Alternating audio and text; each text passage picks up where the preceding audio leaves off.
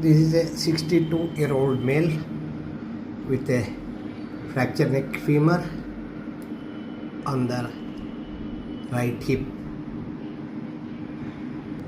There was a double shadow of the greater trochanter. We suspected a coronal split in this patient. We got the CT scan and the 3D reconstruction done, which confirmed the coronal split in the proximal fragment.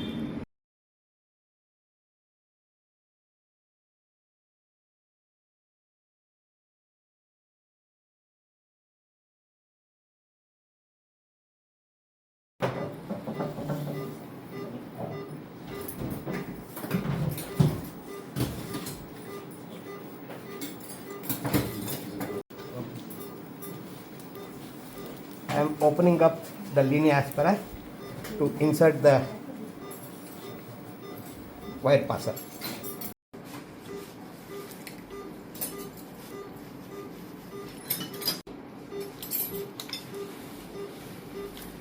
Shoot. Okay. Now I have inserted the inferior prong. With my middle finger I am trying to depress the neck which is flexed and then go over that medially and then clamp this. Now once this male and female part gets locked and also the back end is locked, that indicates that wire passer is properly aligned, the tip is aligned one to one another. I am passing the pre-prepared cable.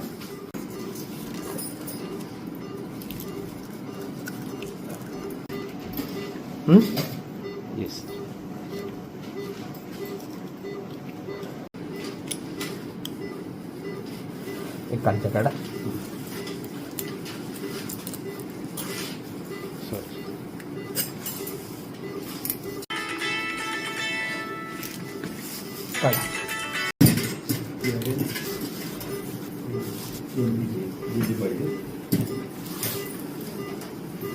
Shoot.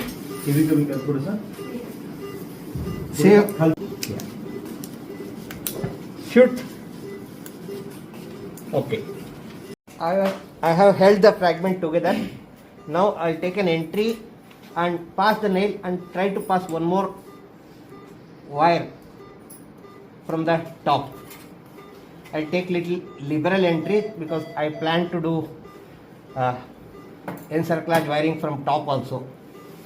I have passed wire passers from the top going medial to the neck and just above the lesser trochanteric level, and also another one from behind, and again you can see the back end is lat, that indicates that the wire passer is sitting properly, and I'll apply wire and connect both of them in the form of figure 8 afterwards. There, and we are preparing a cable. Shoot.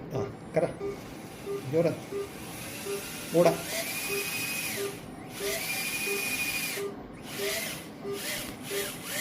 Oh.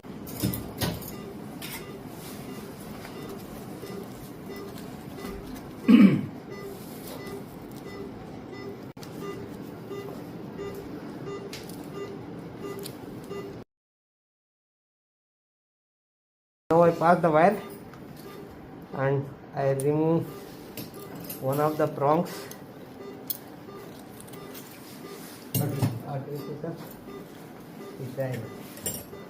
And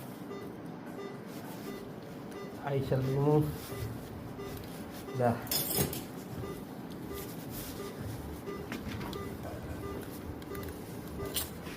distal prong also.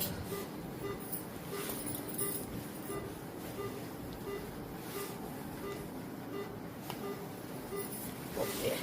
Yes.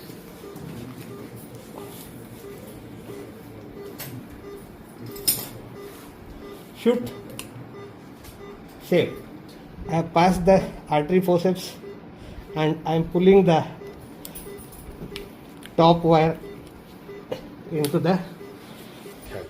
This is the superior wire which has passed, and the inferior wire has come here, which has been pushed from this hole or the entry to here.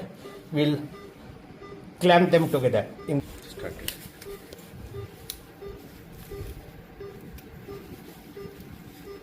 Shoot. Yeah.